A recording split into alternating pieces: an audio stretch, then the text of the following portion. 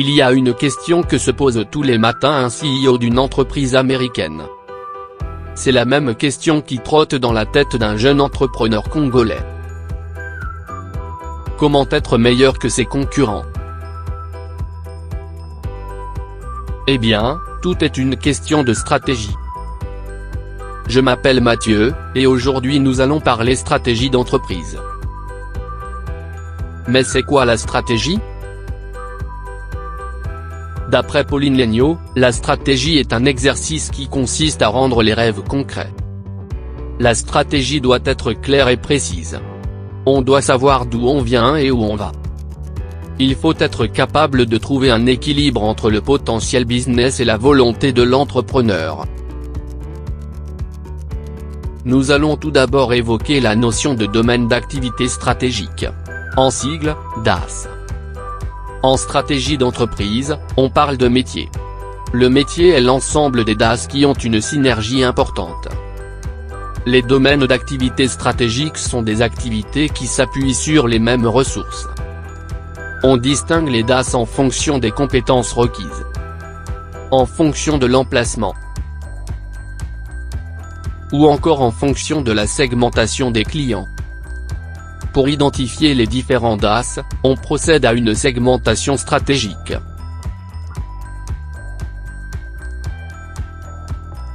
Nous allons dans ce module, focaliser notre étude sur Canal+ RDC, qui est une filiale du groupe Canal.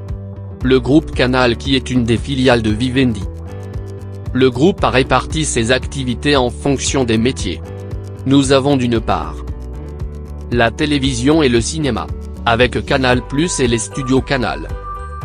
L'industrie de l'édition de livres avec Editis. Les jeux vidéo avec Gameloft. Et même l'offre de services internet à haut débit avec GVA, en passant par Canal Box. Le métier cinéma représente à lui seul plus de 5 milliards d'euros de chiffre d'affaires.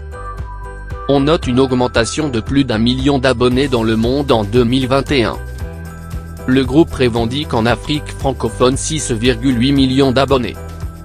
En 2013, alors que Canal+ et DStv sont les leaders du marché, on voit cette année arriver le chinois StarTimes.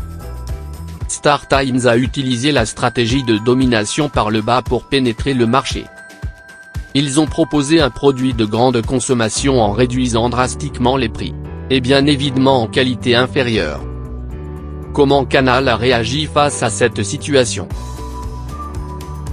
Canal a proposé une offre low cost dont le prix est similaire à celui de StarTimes, c'est ICTV.